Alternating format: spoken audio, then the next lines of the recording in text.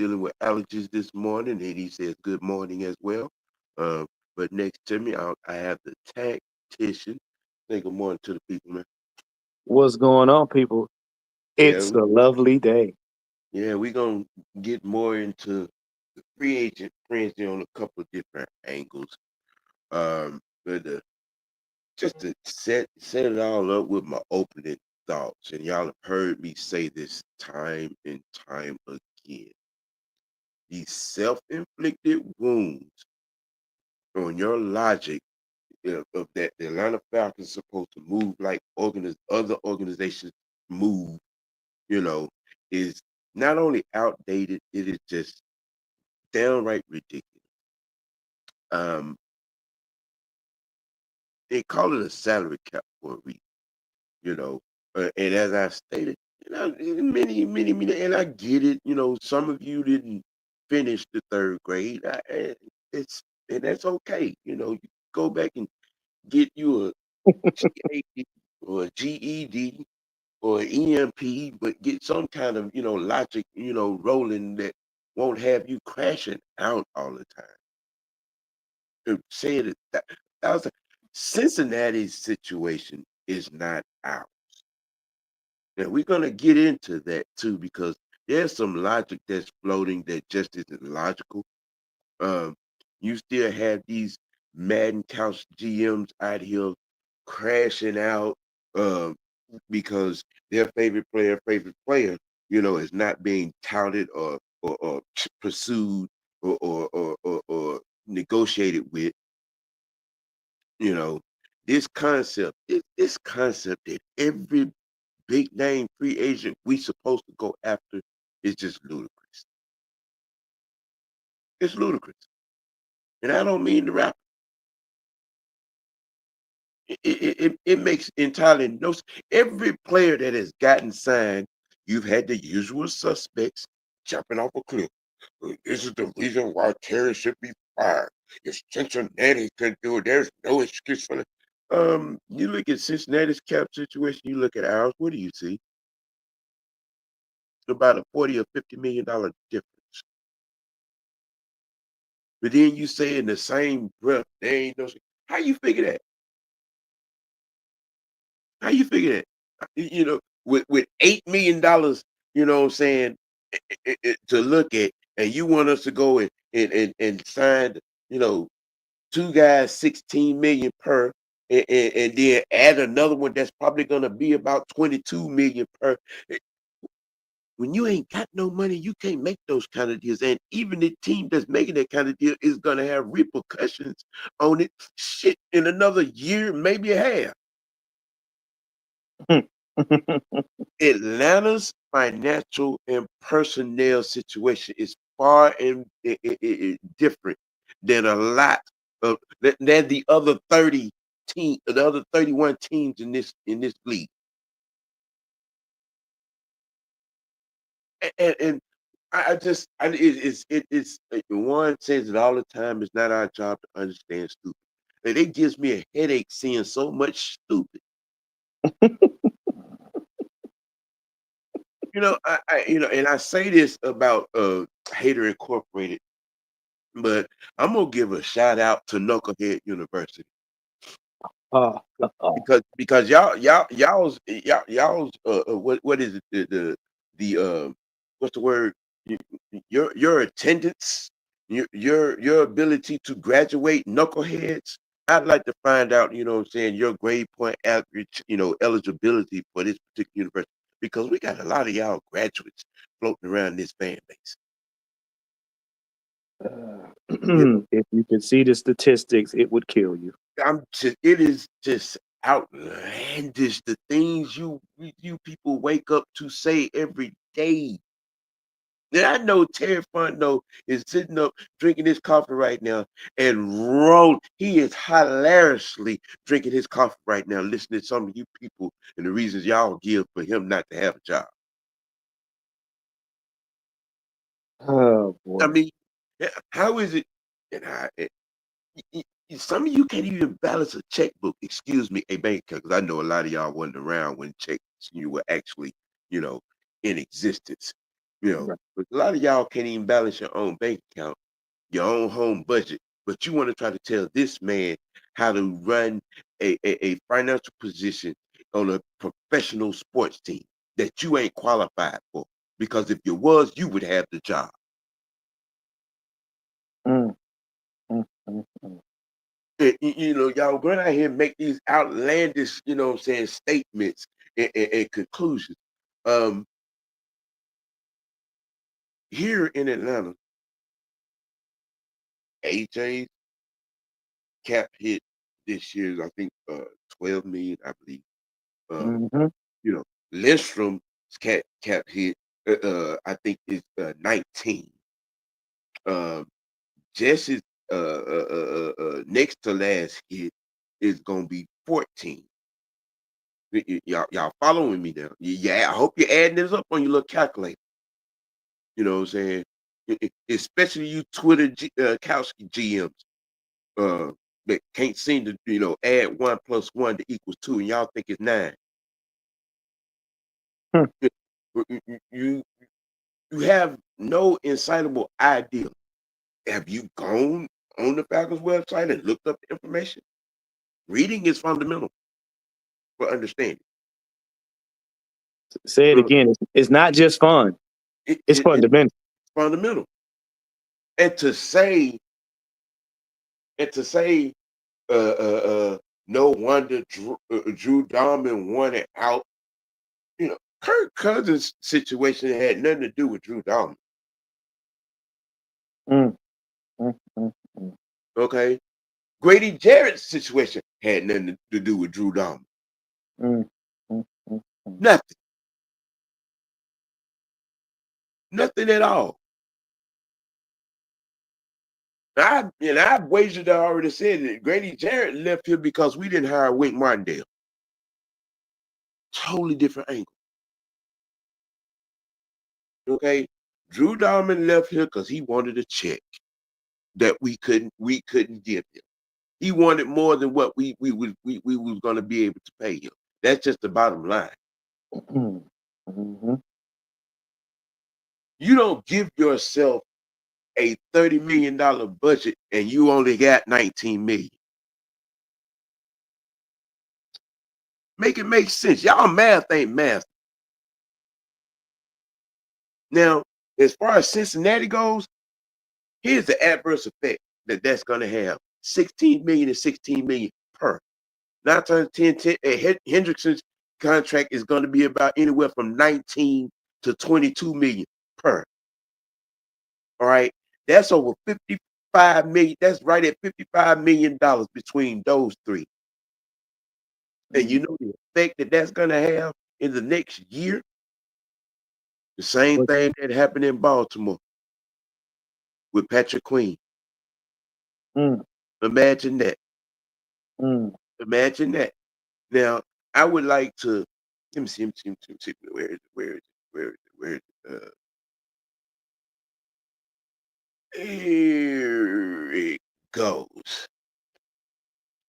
Chase and Higgins, 16 million per each alone will have destructive consequences.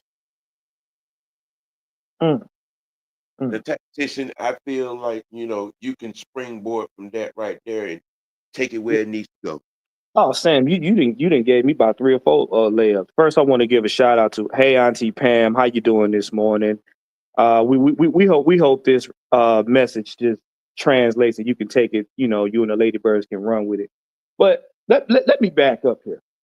Hmm. Number one, you content creators, you goofy fans, you Twitter GMs, fuck your feelings. And I say that from the bottom of my sack. I have been listening to you for the last 14 days, and I have been right all 3 occasions the last 14 days. And I'm going to say this with my whole chest. I told you, goofball, so. And if any one of you get offended, I'm talking to you. I told you that contract for Hendrickson was stupid. I told you wasn't nobody going to bite on that contract for Hendrickson. I told you this. Y'all sent me dirty panty letters. Y'all sent me pussy threatening letters. Y'all sent me what you would consider trying to sun me, all of that. And all of you ended up wrong. Once again, they don't call me the tactician for nothing. Y'all don't know how to read the room. Now, let me ask you a question.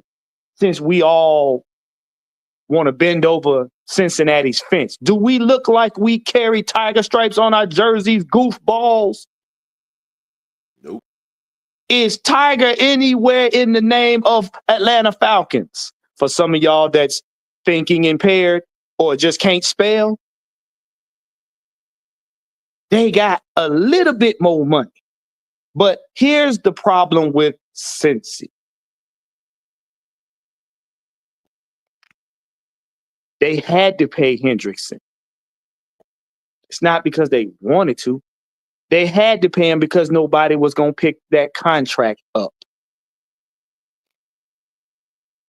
Between him and the organization, both of them lost both halves of their brains.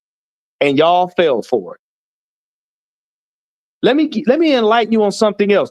Hendrickson wasn't going to determine shit on this team. He wasn't going to solve not a damn thing. That's the problem with y'all. And I've said it thousands of times. Y'all like popularity over production.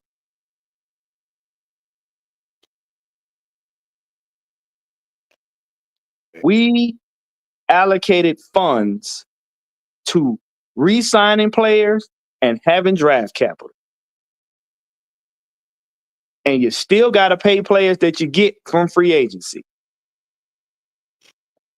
Terry just got us out of a $9 to $11 million deficit.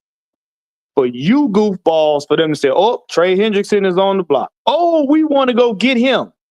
And didn't know anything about the context of what they wanted. And even when they showed you what they wanted, y'all still bent over and said, please, sir, may I have some more? Y'all know that Henderson is about to get something close to Crosby, Garrett, Michael Parsons money.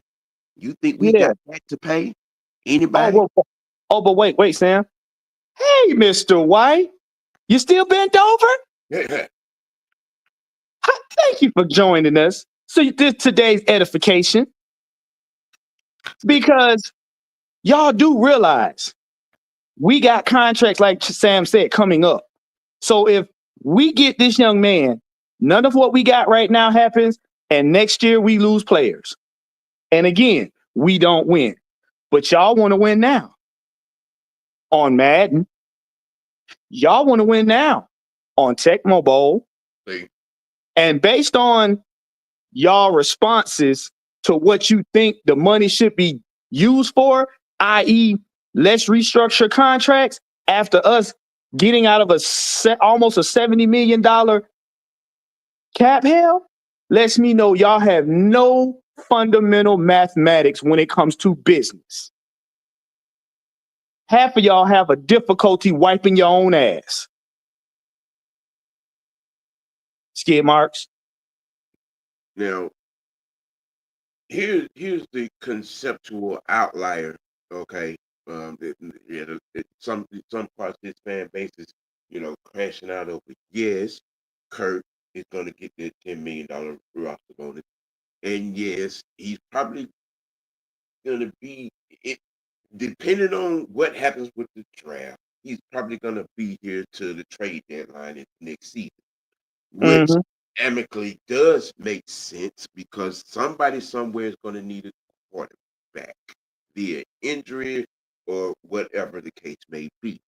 Right now, the reason being, a lot of teams right now are still figuring out their amicable statements going forward. They're trying to figure out their draft strategy going forward. navigating their own free agent needs that are probably higher than a backup quarterback at this particular moment. Okay. So you have to move smartly, not impulsively, like a lot of you Mhm. are pushing for. Um, trust, but yeah, he's still here, but trust by the time the season either starts or get halfway through, he won't be. Yeah, I said that too. He won't be. Now, OG, I want to expand on what you said about Dalton. Yeah. Uh, y'all got to understand something. Dalton going to Chicago was a good thing for us. And him saying what he said, that was a fluke.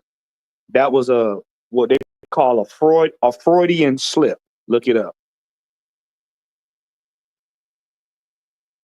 He was serviceable. I'll say that. And he didn't want to be here. He didn't want to be here. Okay. But y'all gotta understand, Dalman just got good last season. Like that sinking. He just got good last season. Hence why I put my tweet out. You don't shit on a team that allowed you to get good. And then when you get good, you act like you the shit when you was shit. And then you go to another team that really ain't shit right now. Make I that mean, make sense? if we being honest about it, he was problematically injury prone for a couple of seasons. He And then helped. when he had an injury free moment, okay, he produced. True. Okay, but you have to think if you're really calling yourself a GM minded person, and you really think, are you really going to want to pay a person high end money that you know probably going to miss days off of work but knick-knack injury? Well, I'm gonna go even deeper because people have damnesia. He helped. He was instrumental in helping destroy a quarterback's career here in Atlanta Yeah. by rolling a 7-10 split 3/4 of the time and getting blown up the other half. And once again, we like to bend over the fence because he just started to get good. Make that make sense. Y'all know who I'm talking about. Yeah. Him with the good herb. Yeah. Y'all gotta see. It seemed like y'all a combination of fans and strippers. When the poll go up, y'all hop right on. Y'all been right on over. With a question thong on.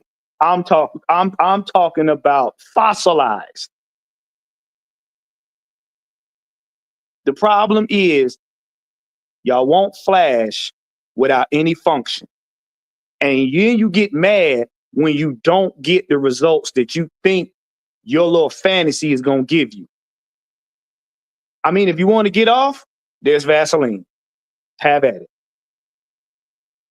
If you want wins from a team that you claim you're a fan of, then you're going to deal with process. Here's here's the thing about that particular process. Okay, I said it um, last Wednesday night. Your fantasy wants do not coincide and line up with the Atlanta Falcons' needs at all. Nope. It's the same suspects every single offseason with this same monotony BS. Mm-hmm. And my retort to that has not changed. You all spend so much time looking for a name that you missed the boat in recognizing a game fit, a scheme fit, not your fit. Okay? It's a tremendous difference. Y'all out here having these heart attacks and crashing out and suicidal attempts and not paying attention to actually what's happening. We're feeling needs. The young man that we got from the Raiders. Y'all know he's a pass coverage linebacker. Didn't we need linebackers that was able to pass cover last season? I mean, come on now. I mean, come on, OG. Come on, OG. We were the same fan base complaining about why in the world is Ellis covering, why is Judon covering, but we get one. And I mean, if you have not seen the young man's film, I would invite you to go look at it. Yes. He was second in the NFL in linebackers in interceptions. But OG, let me back you up. These the same people that want the number one scout in the NFL / GM fired for going after a player that on film in just that one clip shows his athleticism and instincts, something that we have not seen since Debo. Wait a minute. They jumped off the Spaghetti Junction Bridge over Leonard Floyd, who has had 10 sacks each of the last 4 seasons. Just saying. But wait. Because I remember my shout out to Jew Talk Sports. My brother Jew used to always highlight Leonard Floyd. And if y'all follow him and watch him, y'all agree. But do y'all not realize Leonard Floyd frees up people? See, what y'all got to understand is these players that we're getting free up the other players that are already good. And again, y'all overlooked that one word I said. Say it with me, class. Mismanagement. If our players on the defensive side of the ball are not mismanaged or out of position most of the season, we walk into the playoffs on a golf cart with a Mai Tai and some lemon pepper wings. Because a Leonard Floyd and a Diablo lets Judon and Caden Ellis stay where they're at. Evan Caddy, Malone, Zach Harrison. Here's which I think under the low it was probably the best signing at the date, but nobody's talking about it. We got a nickel dime defensive back off the Super Bowl roster. Say it again. Okay, we got a nickel dime back, a defensive back off a Super Bowl roster. Let that sink in, off a Super Bowl roster. All right. Now, put him on one side and put AJ on the other. No, we brought Mike Hughes back. Yeah, him too. Put him in the middle. See, if I wanted to be disrespectful, and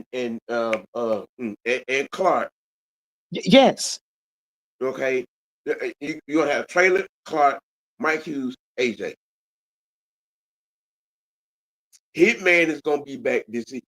You know what I'm saying? The last report, the hiccup he had with his ankle has been taken care of. He's been running the last couple of months. Helen's gonna be back. You know what I'm saying? Price. But again, we're out here clamoring and creaming for a big name. You know, and I'll say something else too along these lines, especially concerning the draft. For you all out there that are of the mindset that there's a description of draft players that you've been throwing out, project players. Well, you do know every player that is drafted, whether it's the number 1 pick or it's the Mr. Irrelevant pick. They're all project players coming out of the draft.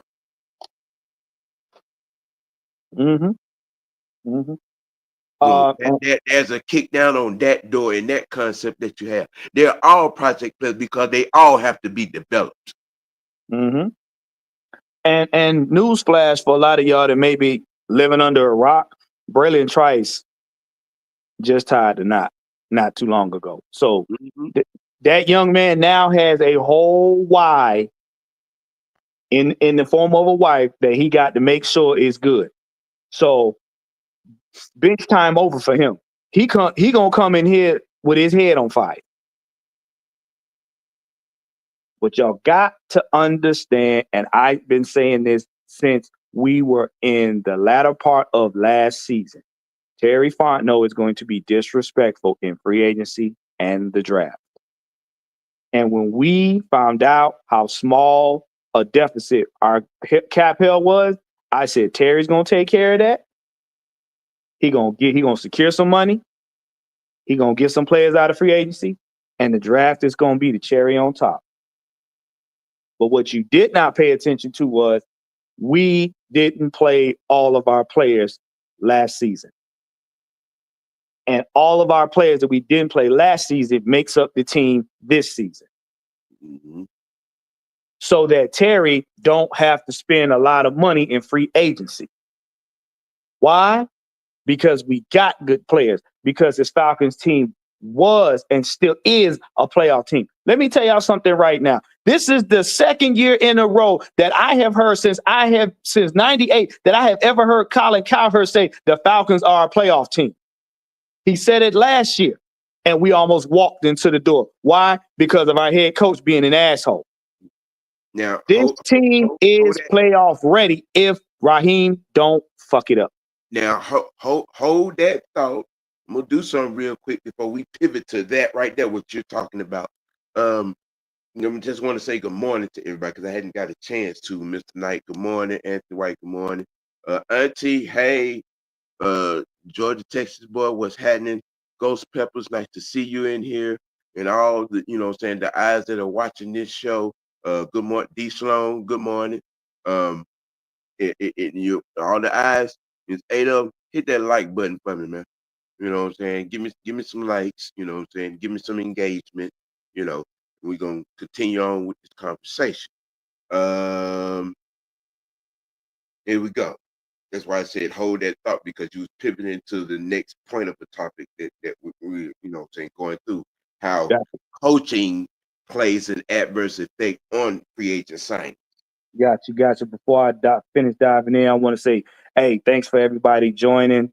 Make sure you like, share, subscribe. Make sure you hit that, hit that notification bell when OG do his stuff. Also, go to Mr. Tactician 78 on YouTube. I'll be doing some shorts, and I'll have some more content coming out. But let's get back into it. Now, people seem to think the Falcons were terrible. No, we had terrible coaching. We were a couple of mistakes and maybe 1.5 games away from basically having a home playoff game. The problem, I keep saying, there was nothing wrong with this team but management. Because if some of those plays, we would have had our guys closer to the line of scrimmage. If we'd have kept our necks on some of them players, like Washington, we'd have stayed on Washington's neck, loss would have never happened. If we'd have stayed on the Panthers' neck, loss would have never happened. And the reason why I say those last two, because for me, those are two most egregious. Why? Because we had the win right there in our palm. Well, from my perspective, I think the season was lost 6 games previous to those. And we all know the situation. We all know what it was. I have no restraint of understanding. Raheem let this season go down the drain by not pulling Kirk Cousins after the Saints game. Yeah. In week 10. Michael Penix should have been in the starting position 3 games prior to when he did. No, 4 games prior. And I'm talking about the 4 games skid. Yeah. Yeah. Okay. You know what I'm saying? You cannot. And Terry made it clear he wasn't going down for it because he put that shit on blast. Kirk Cousins was only on the injury report once. That Mm-hmm. crossed my desk. So what did that do? That put the microscope and the light on Homer Simpson and Bart Simpson. Oh. Now, for all y'all out here hollering about, trying to, put the hot seat or put the crown on Terry Fontenot's head for stupid coaching decisions. I don't know what coffee you're drinking. I don't know what you're putting in it, but you need to stop. Matter of fact, I would like to find your pharmaceutical representative so I won't go in that pharmacy and buy anything. Right. Absolutely. Y'all trying to scapegoat Terry Fontenot for Raheem Morris's just out of pocket coaching decisions and men. Well, see, the problem is a lot of people want to let Raheem ride because he looked like he got the color of a Hershey's chocolate bar. He walk around with progressive uh uh No, Capri. look, they let him slide with stuff because he got the skin color of Kunta Kinte with slave feet. Yeah, that's what I'm saying. He got that yoo-hoo complexion. He got progressive capris on with glazed ankles. He got a chiclet picket fence of a mouth that only his grandmama loved. He got a name of a famous Atlanta rapper, and everybody just want to get behind him. He's not that. He's not Raheem the Dream. Shout out to No, Raheem back. yeah, you know what I'm saying. And then you want to topple that off where he's familiar. Guess what else is familiar? Failure, embarrassment, lackadaisicalness, complacency, stupidity. Those are familiar. Yet and still, we like it though. But we want to win now. Let me tell y'all something. Y'all ain't never seen the GM coach no team. And if you say Jerry Jones, I'ma swear up and down, you dip your face in powder.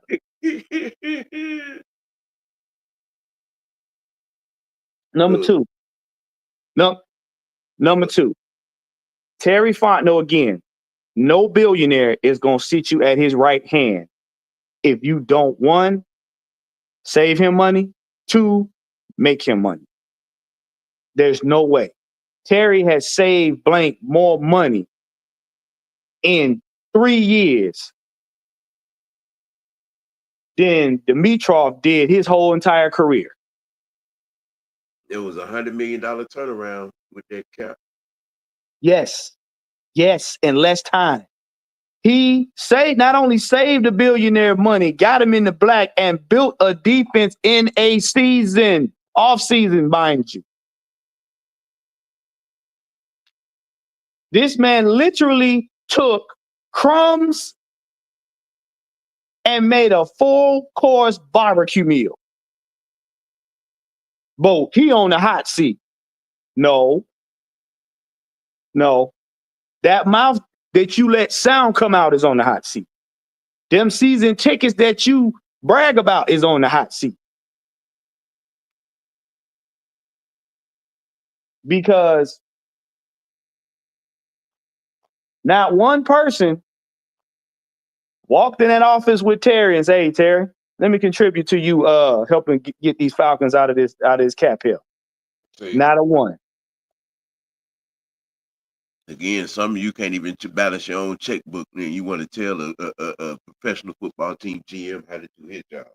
I mean, some of y'all right now sitting in your offices and at your jobs with your underwear on backwards, but that ain't none of my business. Look, Terry Fontenot. Here's why y'all's Terry Fontenot on the hot seat makes no sense in no way, shape, form, or fashion. not only is he the GM, but he's also the head scout of the scouting department, which is one of the best in the NFL. If you ask around the league, you know what I'm saying, to team executives, all right, you know what I'm saying. But that's to some people that's neither here nor there, but just a fact, you know. So seeing that most of you all think you know more than he or the people that actually do the jobs in the NFL, just let that, you know what I'm saying, sprinkle in your coffee a little bit. You ask around the league and with Terry Fontenot, and that name comes up, a financial genius and one of the leading scouts in the NFL. Mm-hmm. And he Mm-hmm. works for us. He's on He our chose. side. He's on our team. He But chose but us. because your fantasy needs are not being met, you're mad and want to tweet and post firing petitions on Terry Fontenot. With coming a $100 million turnaround out of cap hell. Okay, and it's funny how y'all, we always want to talk about what you think was a failure in some of his, war room decisions in the draft. He's hit more than he's missed, but that's not a conversation that y'all want to have. But OG, here's the deal. Only when it comes to the Falcons do y'all blame the GM for missing. When every GM on every team misses, you got 31 other GMs that misses 30% of the time on their teams. Ain't nobody putting them on the hot seat. Mm. You got losing organizations that then had their GM almost 20 some odd years, and he ain't on the hot seat. Yet and still, they get goofball after goofball after goofball. But when it comes to the Falcons, this man ain't been on the team 20 some odd years, and y'all want to let him go after 5 seasons. Why? Because you didn't get what you were. It didn't make you feel good. Here's my thing. If you so astute about being a GM, why ain't you the GM of the Falcons? You know why? Because you try to spell with your numbers in your cereal and count with your letters. Mm. Let me say it again for the y'all that's in the back that might be a little slow. You try to count with your letters in your cereal and spell with your numbers. No, now I want to pivot, you know what I'm saying, into another perspective on this GM thing because I saw some, I think it was yesterday, it was either yesterday or the day before. Um, Mr. Anthony White, because this was your post. Uh, I really genuinely want to. I want to ask a question here, and you could, type your answer in. How much thought did you put into that post pertaining to the Atlanta Falcons being an NF organization because they don't draft Georgia Bulldogs players? Because I'm gonna ask you a question. Do you see Miami Dolphins fans complaining about not having Hurricane fans on their team? No. Do you see um, uh, uh, Houston or Dallas Cowboy fans complain about not having SMU or Texas Longhorn play or Texas Tech players or Texas A&M players on their team? No. Do you see either one of the New York players, New York teams complain about not having tri-state players from different universities on their team? No. Do you see the Philadelphia Eagles fans complaining about not having the University of Penn players on their team? No. Do you see New Orleans Saints fans complaining about not having LSU or Tulane play or Southern, saying players on their team? Do you see any of the? Do you see No. No. on any of the California teams complaining about not having UCLA or USC or San Diego State on their team? No. Do you see any of the Arizona Cardinals teams Complaining complaining about about not having they don't have Place players. UNLV? Right. I mean, but you see, it's stuff like that, and y'all wonder why. Not the team, but the fan base. Y'all wonder why the fan base is the joke of the league. Because you hate seeing on asinine ass stuff like that, right? I like my Georgia Bulldogs too, but I ain't jumping off a cliff just because we ain't drafting a player that I may like off that university, or we ain't drafting a player off of Georgia Tech or Georgia State. You know what I'm saying? That is just a preposterous ass mindset, and then to post it into the universe and and really think it made sense. The doubling down is what got me. You know, I'm just trying to understand how. What did you put in your oatmeal that made you develop that thought? But wait, OG. But no, I'm wrong for saying it. No, I'm ridiculed for calling out the doubling down on dumb. Oh no, to the point where it gets personal when I say it.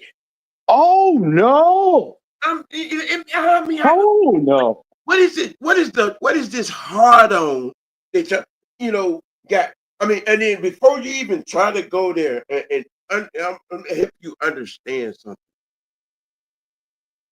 The Philadelphia Eagles, the Philadelphia Bulldogs, um, want to know what's instrumental in them being the number one defense in the league. Wasn't all the Georgia players. If you understand that particular nature, their offense was the number one running game in the NFL. Mm-hmm. The Philadelphia Eagles offense was top 3 in the NFL in time of possessions, which means that defense was on the sideline a lot. Mm-hmm. Okay. All right. So before you jump out there with your Jalen Carter reference, the Kobe Dean and Smith and Jordan, you know what I'm saying? You have to acknowledge the entire big picture of how they came to be. But wait, OG, there's more. Y'all do know that offense, I hate to say it, the offense pretty much won the Super Bowl. The defense just held them off for a couple minutes. And by that, I mean Jordan Davis was mainly the main one that was holding them off at the end of the game, because the two players that actually wrecked that game weren't Georgia players, and they are now no longer on the team. Don't get mad at me. Hate the video evidence. I hate Terry, you know what I'm saying, reference for drafting Bijan over over Carter. Well, Carter had 4.5 sacks last season. 4. Mm-hmm. Bijan was a top 3 back in his league with 1,600 plus yards from scrimmage and a number of touchdowns. Hey, OG. Is your hindsight still telling you that Jalen Carter would have been the better pick? Not in this Raheem ran defense. He'd have been just like everybody else, at the mercy of stupidity. But OG, he answered. Go ahead and put it on the screen right there. Go ahead and put it on the screen. Go ahead and put it on the screen. It's in the comment section. Put it on the screen.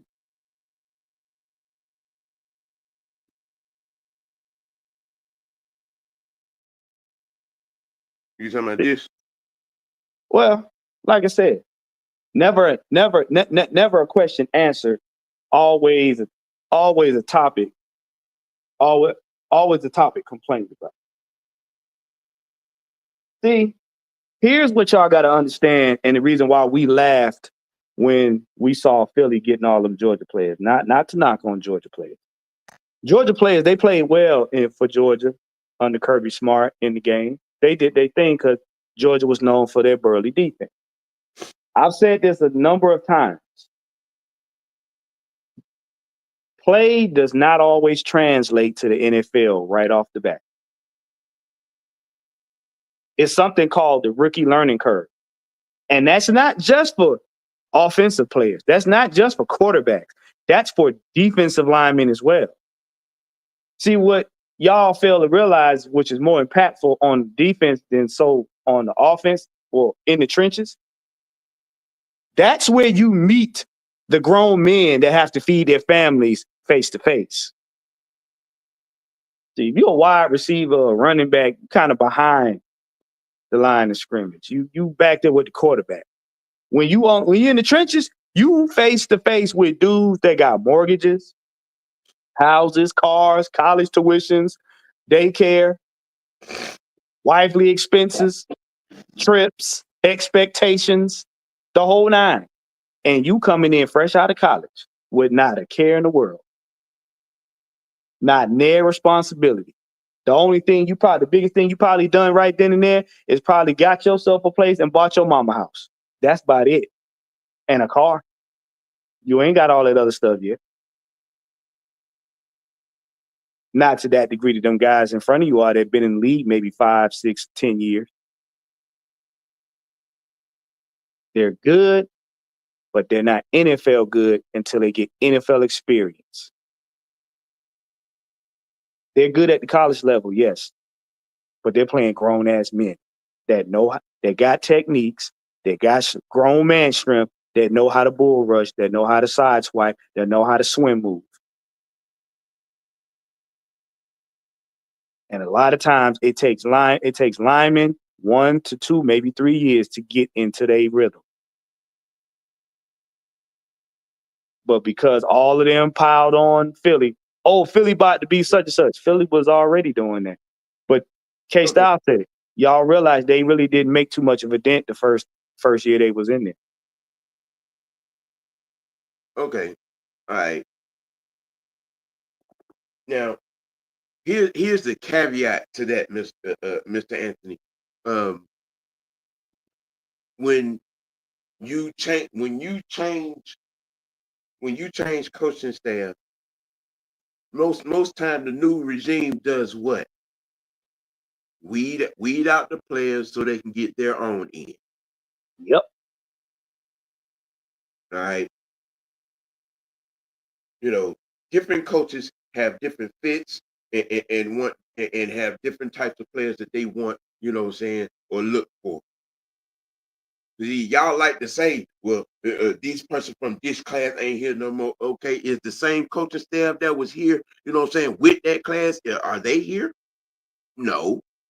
Come on now. When we take these, angles and perspectives, you have to use all the information involved, not just the information that's going to push your particular narrative. Spoiler alert.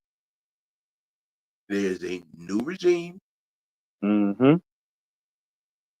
And a lot of the guys from that class we got released, got traded, or whatever the case may be. You're running out of ways to come up with excuses, bro. You're running out of ways to come up with excuses. Oh man, you stood on this Georgia Bulldog thing, loud, proud, and completely wrong. Ooh, boy.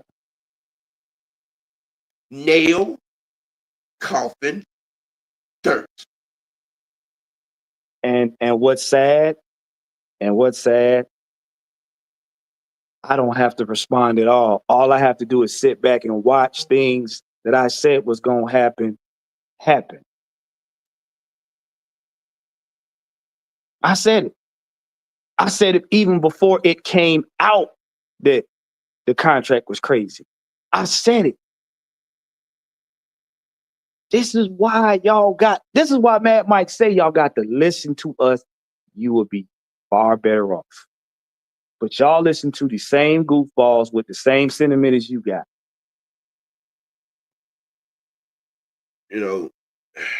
Both of y'all, and I'm saying both in terms of fans and the head coach. Both of y'all chewing gum on the sideline don't know what's going on in front of your face. Don't know a lick until it shock value hits you and you realize, oh snap, it's not happening the way I want it to. Let me get on Twitter and bitch about it. But then the scapegoat Terry Fontenot for Raheem Morris's coaching ineptness. mm-hmm. It is sad.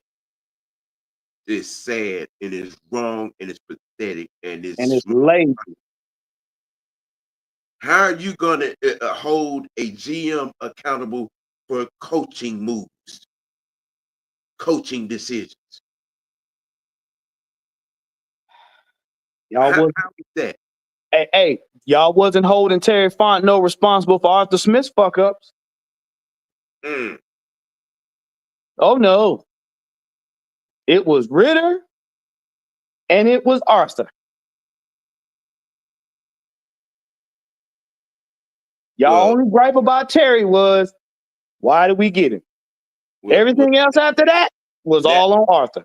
That involved a Marcus Mariota, aka quarterback nuclear bomb that happened. Because if Mariota don't happen, you know what I'm saying, Ritter is not thrown up under the bus before he's ready.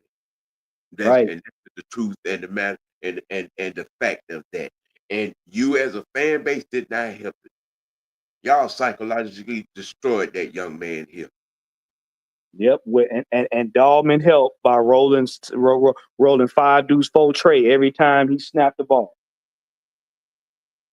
You know, you all have to take, and I'm gonna say this again about you and this fan base. You all have to take accountability of yourselves. Okay. And y'all keep asking the question why we can't get decent free agent playership because of you. Because of you. You don't think that a lot of these players didn't see what y'all did to Matt Ryan? You don't think that? A bona fide Hall of Famer got shitted on day after day for 13 plus years. Unappreciated.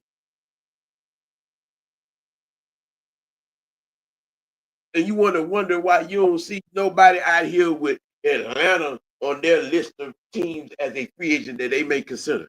Because of you. I mean, if we really want to be 100 about it, fan base in general is so fickle. Y'all tried to unrace, and I do mean unrace, Patrick Mahomes for Brillo-head Jackson. Let's put that into perspective now. Y'all got so upset because Brillo-head did not earn his 3rd MVP that y'all wanted to unrace a man that was in the Super Bowl.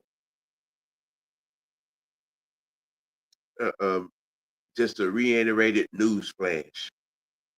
You take Josh Allen off the Bills, they don't make the playoffs. You take AAU Jackson off the Ravens, they still make the playoffs. And why is that, OG? The explanation of most valuable player, all right? Yeah, it was Josh Allen. All right.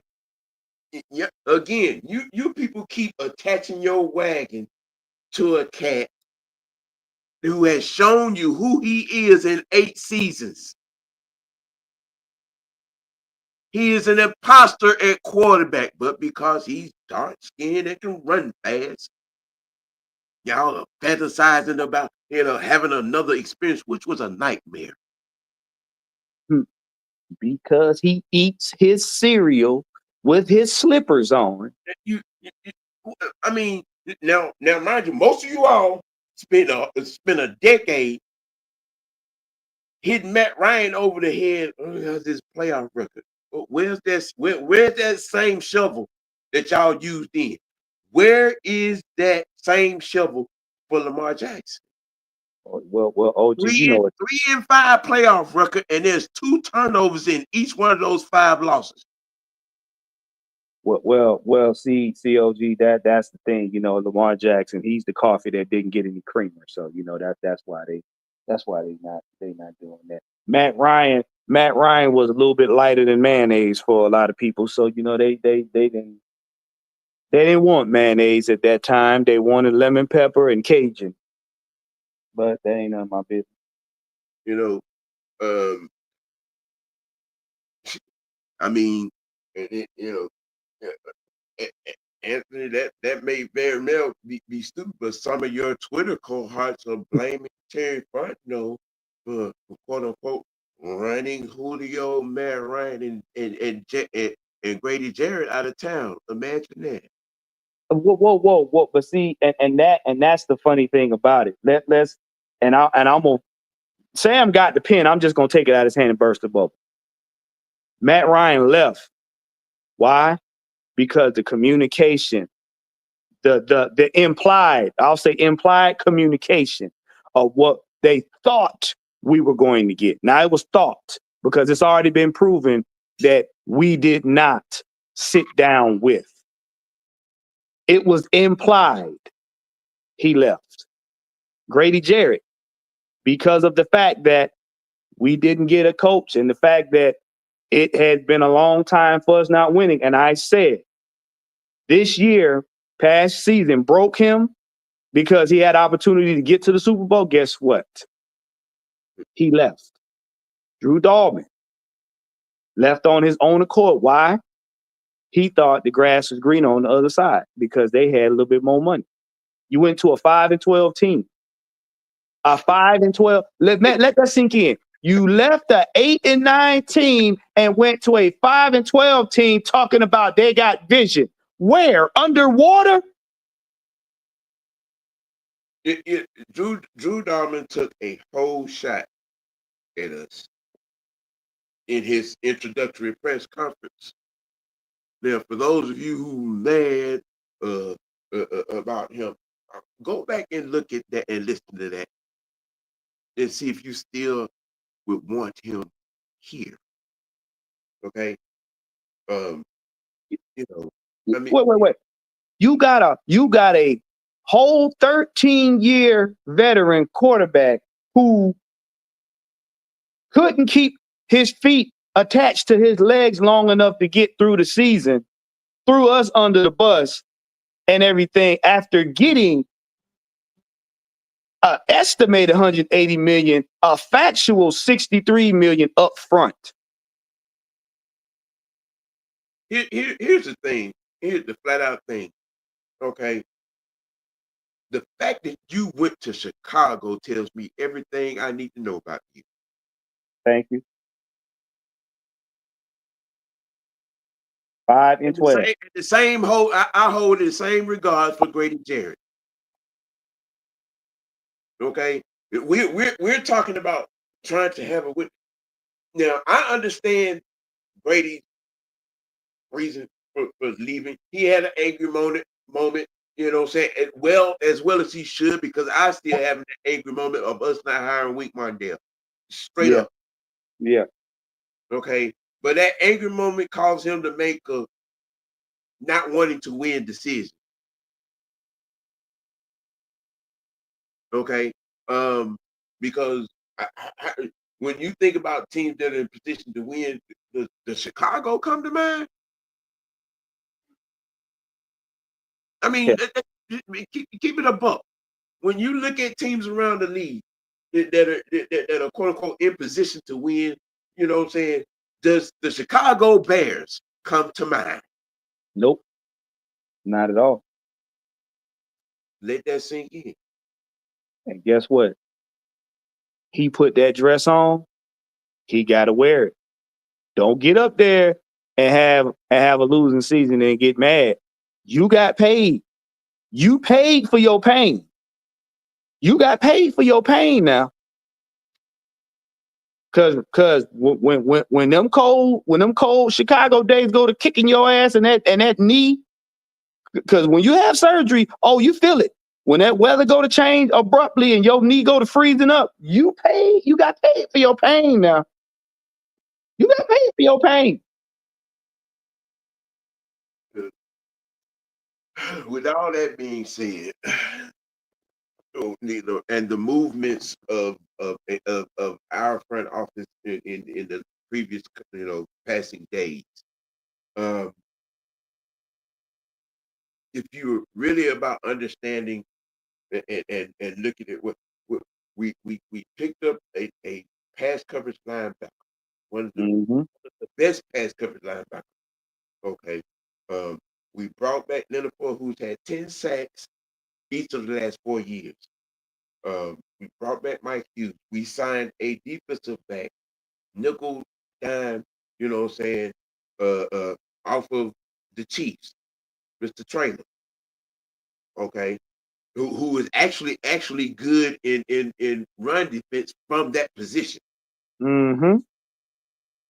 But we out here, crashing out because these are not the names that y'all want or are looking for. It ain't about you. It is about filling holes and putting people in position, you know what I'm saying, that we can go forward and exact this particular scheme that we're trying to put forth onto the field. Mm-hmm. Okay. And we got to stop looking for a name instead of the game. You got to stop. You have to understand that concept right there. Now It I ain't get it. about the name on the back of the jersey, man. It's about the play.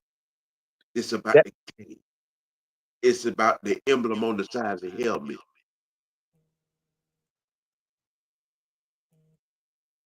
Y'all so dead set on looking for these high profile names. But we ain't got high profile name money. And if you're of the mindset that being angry because what you believe is the illogical move, or you're paying attention to what Cincinnati or Arizona and all these other teams that have the money to sign, you know, that has the money to sign these people. We don't. We right. don't have 25 to $30 million a year to give out to nobody. Nope.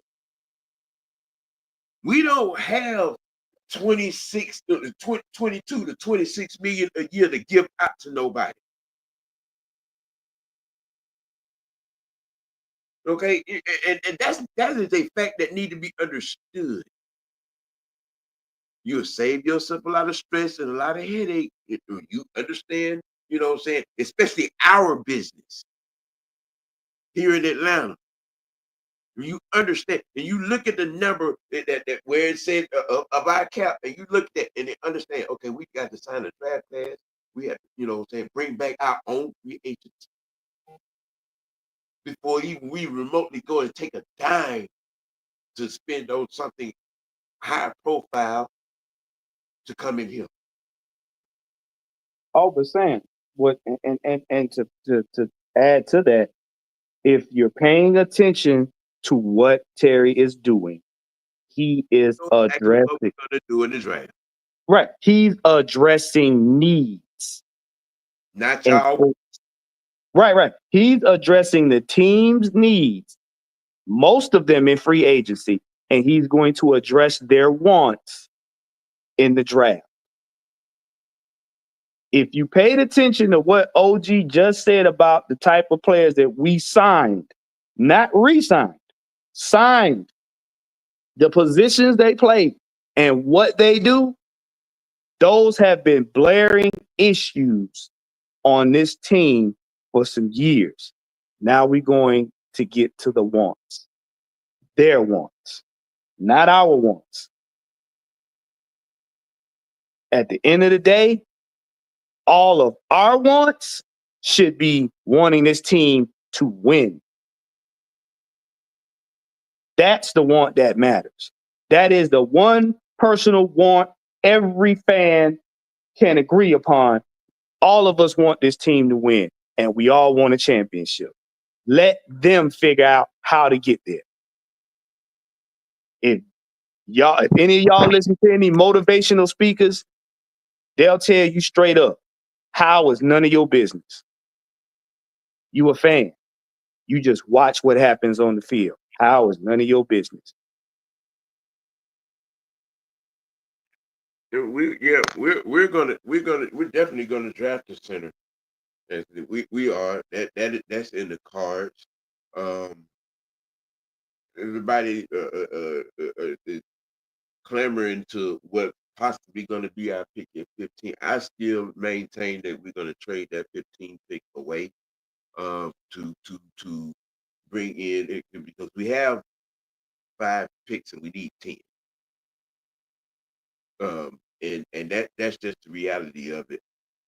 There is some, and there are some bodies that are being touted that may be, what I'm saying, our stake at 15. But I think from a big picture perspective, I really think that we are going to move that 15 pick to get some capital back to make some more moves. Um, I, be aware, be very aware. Tyler Algier may not be a Falcon when the draft is over with. Be very aware, okay? You know, and for those of you who are of the mindset, um, calling number 8 a mistake pick, well, um, your quarterback, the Penix, Says otherwise. yeah, yeah, Hmm. yeah. I mean, and if you're of the mindset that number 8, what I'm saying, should be putting up Julio numbers,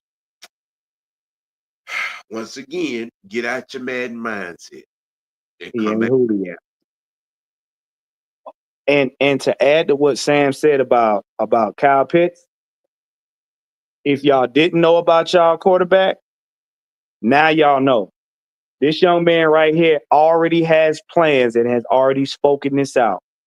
Number one, he is going to make it his job to get on one accord with Kyle Pitts. Number two, he will be taking the offense to an undisclosed location and they will be practicing as a unit. Sound kind of familiar, don't it? I can tell you why that is. Because he sat down with the white boy and had a conversation. He Oh, sat yeah. down with the Hall of Famer and had a conversation. So he's gonna be moving, what I'm saying, like Mr. Ryan in these here off seasons coming up. You get acclimated with your skill players. You get acclimated with the guys on your unit by doing what? Practicing.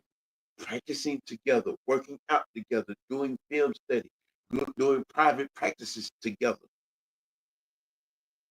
Remember now, the one thing that sticks out about 2016, that particular off season leading up to that year, Julio did what for the first time? Went to that off-season workout that Matt Ryan had, what I'm saying, each of the years, what I'm saying, leading up to. And we did what? Okay, that point. All right. Good. The most dangerous team or the most dangerous side of the ball, either offense or defense or special teams, I don't care, pick one, is when they all play as a unit and it's secondary nature. When I know what 10 other men are going to do at any given moment, and 10 other men know what I'm going to do at any given moment, we think like one organism, we are unstoppable. That's dangerous because I don't have to guess where Kyle is going to be. I know where he's going to be, so I'm going to put the ball there before he gets there. I ain't got to worry about how Bijan going to run. I know he going to juke somebody with the ball. I'll put it in his hand and let him and the O-line do their job. I ain't got to worry about what Ray,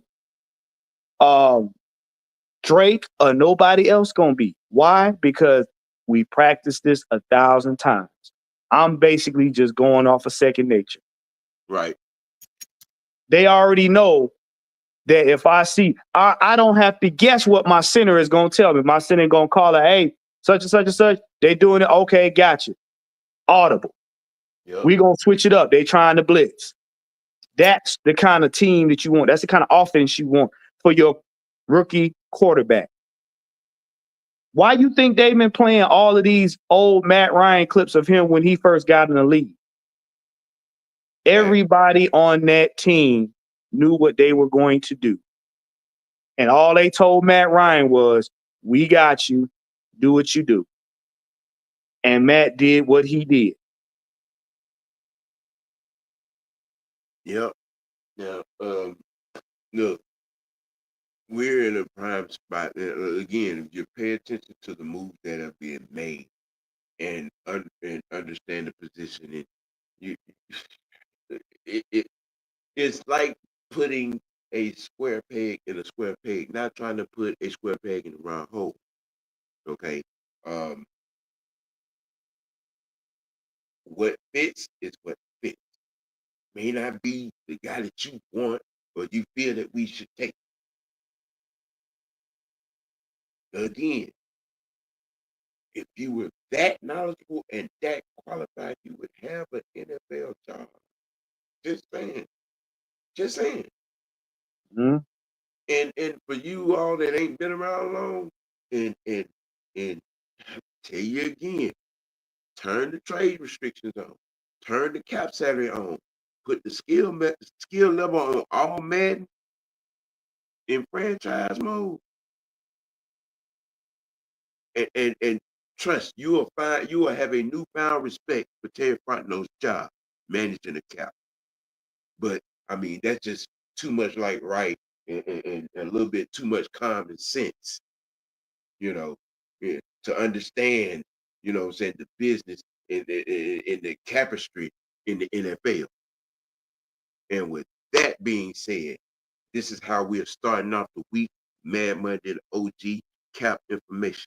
If you don't understand it, you're just not trying to understand it because you're stuck in your own resolute thought of what your fantasy wants should fit on this team, and it's not the so. Right? Look, um, not quite sure. I think y'all might get a Mad Mike in the morning, this morning, maybe, maybe not. But if not, there's going to be some activity later on in the day from the Unholy Alliance with the rest of the crew. Um, just getting you started for the week, what I'm saying, leading up into, what I'm saying, draft day, draft play. There will be a Falcon Friday High Noon Madness this week. Tune in to Wicked Wednesday Sports Tea as well. And I got a new version of Sports Tea Dummy of the Week coming at you. Gonna turn it into a series, y'all. And I am bringing back Here's What They Think About You. So stay tuned. Mr. White Network gonna be doing a few things. I'm gonna have a special brand new co-host for you too on High Noon Madness. Check that out. We doing big things over here. The squad moves, the conglomerate moves. We do things a little different because we are still doing things, not like that other crew hiding in the wings. Yeah, I'm talking about nobody, but I'm just talking about what I'm talking about. Tactician, give them a little bit of info what you gonna have going on this week so we can get on up out of this thing. Yes, sir. Listen. Uh, I'm probably gonna bring back a oldie but goodie. Stay tuned. Make sure you guys tune in for the ATL Sports Endgame on Friday. Y'all know what it is, 9:15 p.m. Eastern Standard Time. Look out for some shorts, because it's gonna get better and better. Yes, that is a word. But but yeah. Also beware of the AOA. I've seen them. They some rough characters. You never know where they'll be. All right. Hey, we thank you guys for tuning in. Make sure you subscribe to the OG. Make sure you subscribe to me and everybody else on the platform. Hey, this has been your Madness Monday. OG, take us out. Mad Monday with the OG. Look, we got to keep it A. You got to keep it real. Most notably, you got to keep it real with yourself. Let your next choice be your best choice. You might want to dress a little bit warm today. It's a little cool and, it's in the moist air. But start y'all, getting y'all started for the week. Mad Monday with the OG. It's the OG and the tactician, and we out, y'all. Have a blessed one. Later.